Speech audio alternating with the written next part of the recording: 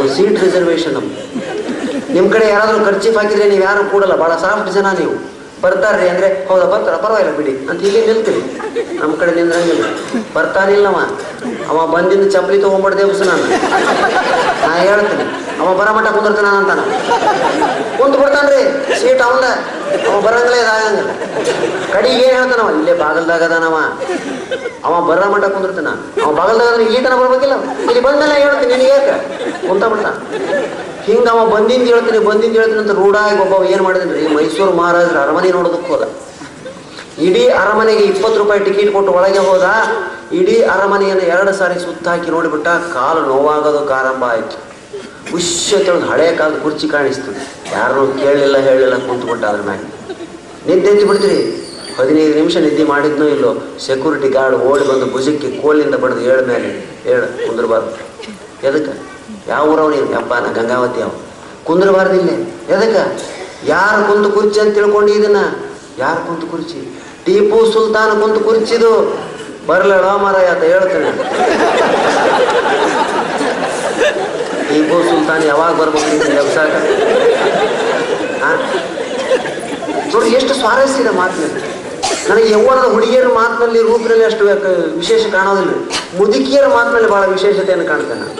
ಪಕ್ವಜೀವಿಗಳು ಮುದುಕಿಯರು ಎಷ್ಟು ಚೆನ್ನಾಗಿ ಮಾತಾಡ್ತಾರೆ ಈ ಮುದುಕಿಯರು. ನಮ್ಮ ಊರ ಕಡೆ ಬಸ್ ಸೌದತ್ತಿ ಅಂತ ಒಂದೈತೆ. ಆ ಊರ್ಗೂ ಜಾತ್ರೆ ಹೊಂಟಿದ್ಲು ಮುದುಕಿ. ಕಂಡಕ್ಟರ್ ಮುಂದೆ ನಡಿ ಅದಕ್ಕೆ ಮುಂದೆ ಹೋಗಿ ಡ್ರೈವರ್ ಮುಂದೆ ಕೂತ್ಬಿಟ್ರು.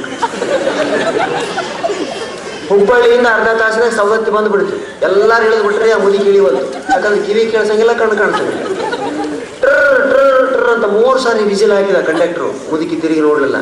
ನಾನು ಲಾಸ್ಟಿಗಿದ್ದೆ, ಸರ್ ಆ ಮುದುಕಿನ ಕರ್ಕೊಂಬರ್ರಿ, ಅದು ಇಲ್ಲೇ ಇಳಿಬೇಕು ಸೌದತ್ತಿ. ನಾನು ಹೋಗಿ ಮುದುಕಿ ಎಲ್ಲಿ ಇಳಿಬೇಕು ಅಲ್ಲಿ? ಯಪ್ಪ ಸೌದತ್ತಿ ಇಳಿಬೇಕು, ಬಾ ಸೌದತ್ತಿ. ಮೆಲ್ಲಗೆ ಕೈ ಹಿಡಿದು ಕರ್ಕೊಂಬಂದೆ. ಎಲ್ಲ ಬಸ್ಸಲ್ಲಿ ಜನ ಇಳಿದ್ಬಿಟ್ಟಾರೆ. ನಾನು ಆ ಮುದುಕಿ ಅರ್ಧ ತಾಸು ಆಯ್ತು ಆ ಮುದುಕಿ ಅಲ್ಲಿಂದ ಇಲ್ಲಿಗೆ ಬರೋದಕ್ಕೆ. ಕಂಡಕ್ಟರ್ ಸಿಟ್ಟು ಬಂದ್ಬಿಡ್ತೀರಿ. ಇನ್ನೇನು ಆ ಮುದುಕಿ ಕೆಳಗೆ ಇಳಿಬೇಕು ಅನ್ನೋ ಮುಂದೆ ಅವ ಬೈದ್ಬಿಟ್ಟ ಮುದುಕಿಗೆ, ಮುದುಕಿ ಬುದ್ಧಿ ಐತೆ ನಿನಗೆ? 3 ಸಲ ಸೀಟಿ ಊದ್ದೆ. ಸೀಟಿ ಅಂದ್ರೆ ವಿಸಿಲ್. 3 ಸಾರಿ ಸೀಟಿ ಊದ್ದೆ, ತಿರುಗಿ ನೋಡ್ಬಾರ್ದಾನ? ಮುದುಕಿ ಒಂದು ಮಾತಾಡಿದ್ರೆ, ಏನು ಯಪ್ಪ ನೀ ಏನು ಸೀಟಿ ಊದ್ತಿ ಖರೆ, ಆದ್ರೆ ಸೀಟಿ ಊದಿದ್ರ ತಿರುಗಿ ನೋಡೋ ವಯಸ್ಸು ಹೋಗೈತಿ ನನಗ.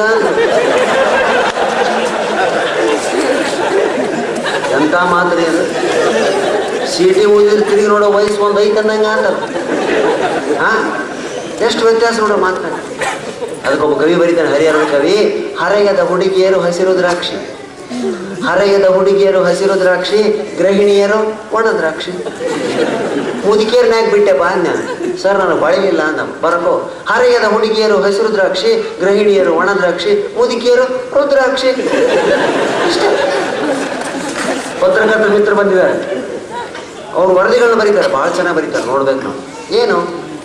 ಹೊನ್ನಾವರದಲ್ಲಿ ಲಯನ್ಸ್ ಕ್ಲಬ್ನವರಿಂದ ಹಾಸ್ಯ ಸಂಜೆ ಕೆಳಗಡೆ ವಿಶೇಷ ವರದಿ ನಮ್ಮ ಪ್ರತಿನಿಧಿಯಿಂದ.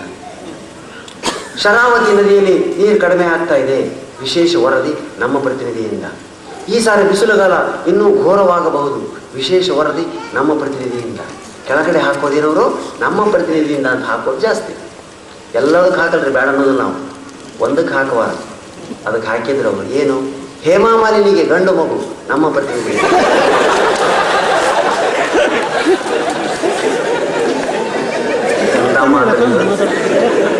ಅದಕ್ಕೆ ಹಾಸ್ಯ ಎಲ್ಲಿ ಹುಟ್ಟುತ್ತದೆ ಅಂತ ಹೇಳೋದಕ್ಕಾಗೋದಿಲ್ಲ. ಎಲ್ಲವನ್ನ ಗಮನಿಸ್ಬೇಕು ನಾವು. ಬಸ್ಸಲ್ಲಿ ಕೆಲವರು ಸೀಟ್ ಸಿಗಲಿಲ್ಲ ಅಂದರೆ ಸಿಡಿಮಿಡಿ ಮಾಡ್ತಿರ್ತಾರೆ. ಹಂಗೊಬ್ಬ ಬಂದ ಮೇಲೆ ಇವನವನು ಬಸ್ ಅನ್ನಿ ಜೂ ಇದ್ದಂಗೆ ಐತಿ ನೋಡಿ, ಎಲ್ಲ ಪ್ರಾಣಿ ಅದಾವ ಇದ್ರಾಗ ಅಂದ. ಫುಲ್ ಆಗೈತ್ರಿ ಬಸ್, ಅವ್ರು ಸೀಟ್ ಸಿಗಲಿಲ್ಲ. ಏನಂದ? ಬಸ್ ಅನ್ನಿ ಜೂ ಇದ್ದಂಗೆ ಐತಿ, ಎಲ್ಲ ಪ್ರಾಣಿ ಅದಾವ ಇದ್ರಾಗ. ನಮ್ಮ ಬೀಚಿಯವ್ರು ತಿಮ್ಮಿದ್ದ ಬಸ್ಸಿನಾಗ, ಕೈ ಮುಗಿದು ಹೇಳಿದ್ರು, ಬರ್ರಿ ಸರ್ ಎಲ್ಲ ಪ್ರಾಣಿ ಅದಾವ ಅನ್ನೋದು ಸುಳ್ರಿ, ಕತ್ತೊಂದು ಇದ್ದಿಲ್ಲ, ನೀವು ಬಂದ್ರಿ ಈಗ ಸರಿ ಆಗ್ತದ ಅಂತ ಮಾತು. ರಾಘವೇಂದ್ರ ಮಾತಾಡ್ತಾ ಒಂದು ಮಾತನ್ನು ಹೇಳಿದ್ರು, ಕತ್ತೆ ಅಂದರೆ ಬೀಚಿಯವ್ರಿಗೆ ತುಂಬ ಇಷ್ಟವಾದ ಪ್ರಾಣಿ. ಅವ್ರಿಗೆ ಇಷ್ಟವಾದ ಪ್ರಾಣಿ ಎರಡೇ, ಒಂದು ಕಾಗೆ, ಒಂದು ಕತ್ತೆ. ಅತ್ಯಂತ ಜಾಣ ಪ್ರಾಣಿ ಯಾವುದು ಅಂತ ತಿಮ್ಮನನ್ನ ಮೇಷ್ಟ್ರು ಪ್ರಶ್ನೆ ಕೇಳ್ತಾರೆ ಶಾಲೆಯಲ್ಲಿ. ಎಲ್ಲ ಹುಡುಗರು ನರಿ, ಗೂಬೆ, ಕಾಗೆ, ಹುಲಿ, ಸಿಂಹ ಅಂತ ಹೇಳ್ತಾರೆ. ಆದರೆ ತಿಮ್ಮ ಮಾತ್ರ, ಸಾರ್ ಅತ್ಯಂತ ಜಾಣ ಪ್ರಾಣಿ ಕತ್ತೆ ಅಂತ. ಏನಿನವ್ರು ಕತ್ತೆ ಅಂತವ್ರೆ? ಕತ್ತೆ ಎಲ್ಲರ ಜಾಣ ಪ್ರಾಣಿ ಇರಲಿ, ದಡ್ಡ ಪ್ರಾಣಿ ಅಂದ್ರೆ ಕತ್ತೆ. ಅದು ಜಾಣ ಪ್ರಾಣಿ ಅಂತ ಹೆಂಗೆ ಪ್ರೂವ್ ಮಾಡಿ ನಿನ್ನ ಮಗನ ಅಂತಾರೋ. ಅವಾಗ ತಿಮ್ಮ ಹೇಳ್ತಾನೆ, ಸರ ಕತ್ತಿ ಎಷ್ಟು ನೆನಪಿನ ಶಕ್ತಿ, ಮೆಮೊರಿ ಪವರ್ ನಿಮಗೂ ಇಲ್ಲ, ನನಗೂ ಇಲ್ಲ, ಇವತ್ತಿನ ಕಂಪ್ಯೂಟರ್ಗಳಿಗೂ ಇಲ್ಲ. ಮೇಸ್ಟ್ರಿಗೆ ಸಿಟ್ಟು ಬರ್ತದೆ. ಕತ್ತಿ ಎಷ್ಟು ನೆನಪಿನ ಶಕ್ತಿ ಕಂಪ್ಯೂಟರ್ಗಳಿಗೆ ಇಲ್ವ? ಕೂತ್ಕೊಳ್ಳ ಮಗನೇ, ಹೇಳ ಉತ್ತರ ಹೇಳ, ಹೆಂಗೆ ಹೇಳೋದು ನನಗೆ? ಸರ ನಿಮ್ಮ ಹೆಸರೇನು? ನನ್ನ ಹೆಸರು ಪ್ರಾಣೇಶಾಚಾರ್ಯ. ನಿಮ್ಮಪ್ಪನ ಹೆಸರೇನು? ವೆಂಕೋಬಾಚಾರ್ಯ. ವೆಂಕೋಬಾಚಾರ್ಯ ಅಪ್ಪನ ಹೆಸರೇನು? ಸ್ವಾಮಿರಾಚಾರ್ಯ. ಸ್ವಾಮಿರಾಚಾರ್ಯ ಅಪ್ಪನ ಹೆಸರೇನು? ಪದ್ಮನಾಭಾಚಾರ್ಯ. ಪದ್ಮನಾಭಾಚಾರ್ಯ ಅಪ್ಪನ ಹೆಸರೇನು? ಇಲ್ಲ, ನನಗೆ ಜ್ಞಾಪಕ ಇಲ್ಲ. ನೋಡಿದ್ರ ಸಾರ್, 4 ತಲೆಮಾರುಗಳಿಗೆ ನಿಮ್ಮ ನೆನಪಿನ ಶಕ್ತಿ ಅಳಿಸಿ ಹೋಯಿತು, ನಿಮಗೆ ಜ್ಞಾಪಕ ಇಲ್ಲ. ಕತ್ತೆಯನ್ನು ಕೇಳ್ರಿ, ಅದ್ರ ಹೆಸರು ಕತ್ತಿ, ಅದರ ಅಪ್ಪನ ಹೆಸರು ಕತ್ತಿ, ಅವ್ರ ಅಪ್ಪನ ಹೆಸರು ಕತ್ತಿ, ಅವ್ರ ತಾತನ ಹೆಸರು ಕತ್ತಿ, ಅವ್ರ ಅಪ್ಪನ ಹೆಸರು ಕತ್ತಿ. ಹೀಗೆ ಬೆಳಗಿನ ಜಾವದವರೆಗೂ ಅದು ತನ್ನ ಪೂರ್ವಿಕರ ಹೆಸರನ್ನು ಹೇಳ್ತದೆ. ಅಂದ ಮೇಲೆ ಅದ್ರ ನೆನಪಿನ ಶಕ್ತಿ ಹೆಚ್ಚುತ್ತಾನೆ. ಇಂಥವು ತಿಮ್ಮನ ಉತ್ತರಗಳು. ನಮ್ಮಲ್ಲಿ ಕವಿಗಳು ಸಾಕಷ್ಟಿದ್ದಾರೆ, ಓದದೇನೆ ಬರೀತಾರೆ. ಕವಿ ಯಾವಾಗಲೂ ಓದಬೇಕು. ಬರೆಯಲು ಕವಿತೆ, ಕವಿ ತಾ ಓದಬೇಕು ಅಂತ ನಮ್ಮ ಚಿದಾನಂದ ಕೀರ್ತನ ಕವಿ ಹೇಳ್ತಾನೆ. ಬರೆಯಲು ಕವಿತಾ, ಓದಬೇಕು ಕವಿತಾ. ಕವಿತಾನ ಓದಿದರೆ ಕವಿ ಬರೆಯೋದಕ್ಕೆ ಸಾಧ್ಯ ಆಗ್ತದೆ. ನಾವು ಓದೋದಿಲ್ಲ, ಟಿವಿ ನೋಡ್ತೇವೆ, ಆಡ್ತೇವೆ, ವಾಕಿಂಗ್ ಮಾಡ್ತೇವೆ, ಪುಸ್ತಕ ಹಿಡಿದು ಒಂದು ಅರ್ಧ ಗಂಟೆಗಳು. ಇನ್ನು ಕೆಲವರಂತೂ ಯಾಕೋ ನಿದ್ದೆ ಬರ್ಬೋದು, ಒಂದು ಪುಸ್ತಕ ತಾ ಅಂತ. ನಿದ್ದೆ ಬರೆದಿದ್ರೆ ಪುಸ್ತಕ ಓದ್ತಾರೆ ಕೆಲವರು, ನಿದ್ದೆ ಬರ್ತದೆ ಅಂತ ಹೇಳಿ. ಹೀಗೆಂದೂ ಮಾಡಬಾರ್ದು. ನಿದ್ದೆಯನ್ನು ಓಡಿಸೋದಕ್ಕೆ ಪುಸ್ತಕಗಳನ್ನ ಓದಬೇಕು. ಹಾಗೆ ಕವಿಗಳು ಬರೀತಾರೆ. ಕಾವ್ಯದಲ್ಲಿ ಏನೇನೂ ಇರೋದಿಲ್ಲ. ಏನು? ಡಬ್ಬಿ ಮೇಲೆ ಡಬ್ಬಿ, ಡಬ್ಬಿ ಮೇಲೆ ಡಬ್ಬಿ, ಡಬ್ಬಿ ಮೇಲೆ ಡಬ್ಬಿ. ವಾಹ್ ಅಂದ್ರು. ನೆಕ್ಸ್ಟ್ ಅಂತ ಕೇಳಿದ್ರು. ನೆಕ್ಸ್ಟ್ ಅದರ ಮೇಲೆ ಇನ್ನೊಂದು ಡಬ್ಬಿ, ಮತ್ತೆ ಅದ್ರ ಮ್ಯಾಗ ಮತ್ತೊಂದು ಡಬ್ಬಿ, ಮತ್ತೆ ಅದ್ರ ಮ್ಯಾಲೆ ಇನ್ನೊಂದು ಡಬ್ಬಿ. ಹಿಂಗೆ ಏನು ಸವು ಡಬ್ಬಿ ಅಂದ್ರೆ? ಸುಮ್ಮನೆ ಕುಂದ್ರೆ ನೀವು 500 ಅದಾವ ನಾವು. ಡಬ್ಬಿ ಮೇಲೆ ಡಬ್ಬಿ, ಡಬ್ಬಿ ಮೇಲೆ ಡಬ್ಬಿ, ಅದ್ರ ಮೇಲೆ ಡಬ್ಬಿ, ಸಣ್ಣ ಡಬ್ಬಿ, ಪುಟ್ಟ ಡಬ್ಬಿ, ಚಿಕ್ಕ ಡಬ್ಬಿ, ಅದ್ರ ಮ್ಯಾಗ ಡಬ್ಬಿ, ಮತ್ತೊಂದು ಡಬ್ಬಿ, ಪುಟ್ಟ ಡಬ್ಬಿ, ಚಿಕ್ಕ ಡಬ್ಬಿ. 500 ಡಬ್ಬಿ ಆಗ ನನಗೆ ಬಿಡಲಿಲ್ಲ ನಾವು. ಖುಷ್ ಅಂತ ಕೆಳಗೆ ಹಿಡ್ದವ. ಅವಾಗ ಮಹಾಲೆ ಅಂತವ್ರು ಒಬ್ರು ಹಿಡಿದು, ಹುಚ್ಚ ಇದ್ರಾಗ ಏನು ಕವಿತ್ವ ಅದರೆ? ಬರೀ ಡಬ್ಬಿ ಮ್ಯಾಗ ಡಬ್ಬಿ, ಡಬ್ಬಿ ಮ್ಯಾಗ ಡಬ್ಬಿ ಜೋಡಿಸಿದ್ರೆ ಆಗಿ ಗೊತ್ತಾನ. ಅವ ಇವ್ರಿಗಿಂತ ಜೋರಾಗಿ ಕವಿತ್ವಕ್ಕೆ ಬೆಂಕಿ ಹಚ್ಚ್ರಿ, ಅದರ ಬ್ಯಾಲೆನ್ಸ್ ನೋಡ್ರಿ ನೀವು ಅಂದವ. ನಿಮಗೆ 2 ಡಬ್ಬಿ ನಿಂದ್ರಿಸೋದು ಆಗೋದಿಲ್ಲ. ನಾ 500 ಡಬ್ಬಿ ನಿಂದ್ರಿಸಿದ್ದೀನಿ. ಕತ್ತೆಯ ಮೇಲೆ ಎಂತೆಂಥ ವಿಷಯಗಳನ್ನ ಕವಿ ಬರೀತಾನೆ. ಒಂದು ಕತ್ತೆ ಹೊನ್ನಾವರಕ್ಕೆ ಬಂತು. ಒಬ್ಬ ಎಕ್ಸಿಬಿಟರ್ ನನ್ನ ಕತ್ತೆಯನ್ನು ಕರ್ಕೊಂಡ್ಬಂದ. ಅನೌನ್ಸ್ ಮಾಡಿದೆ, ಏನು? ನನ್ನ ಕತ್ತೆಯ ಕೈಯಲ್ಲಿ ಒಲ್ಲೆ ಎಂದು ಗೋಣು ಹಾಕಿಸಬೇಕು. ಯಾರು ಒಲ್ಲೆ ಎಂದು ಗೋಣು ಹಾಕಿಸ್ತಾರೋ ಅವರಿಗೆ 1000 ರೂಪಾಯಿ ಬಹುಮಾನ. ಒಳಗೆ ಬರಲು ಎಂಟ್ರೆನ್ಸ್ ಫೀ ಕೇವಲ 5 ರೂಪಾಯಿ.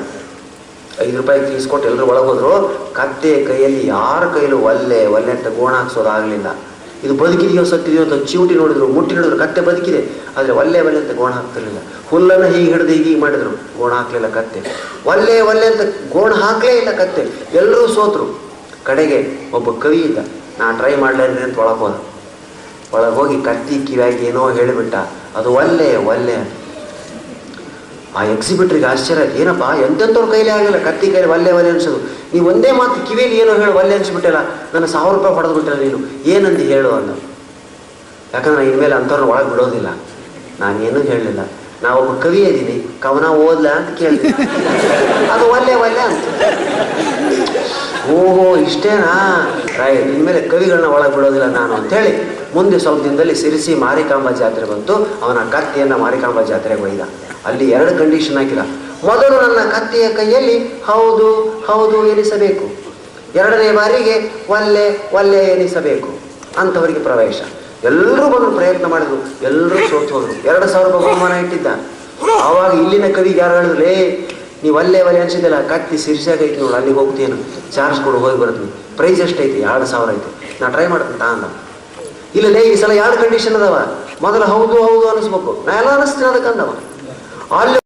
ಅಲ್ಲಿ ಹೋಗಿ ಟಿಕೆಟ್ ತೊಗೊಂಡು ಒಳಗೆ ಹೋದದ್ರಿ. ಅವ ಇವನು ನೋಡಿದ, ನೀನು ಬಂದೆ ಮತ್ತಿಲ್ಲ ಅಂತ. ಚಲೋ ಅದು ಬಂದದ್ದು. ಆದ್ರೆ 2 ಕಂಡೀಷನ್ ಅದಾವ ಇಲ್ಲಿ. ಮೊದಲು ಹೌದು ಹೌದು ಅನಿಸ್ಬೇಕು, ಅದು ನಿನ್ನ ಕೈಲಿ ಆಗದಲ್ಲ. ಆಮೇಲೆ ಒಲ್ಲೆ ಅನಿಸ್ತಾರೆ. ನಾ 2 ಅನಿಸ್ತೀನಿ ಅಂದವ. ಬಲಗಿವಾಗ ಹೋಗಿ ಏನೋ ಹೇಳಿಬಿಟ್ಟಿನ್ರಿ, ಅದು ಹೌದು ಹೌದು ಅಂತ ಗುಣ ಹಾಕ್ಬಿಟ್ಟು.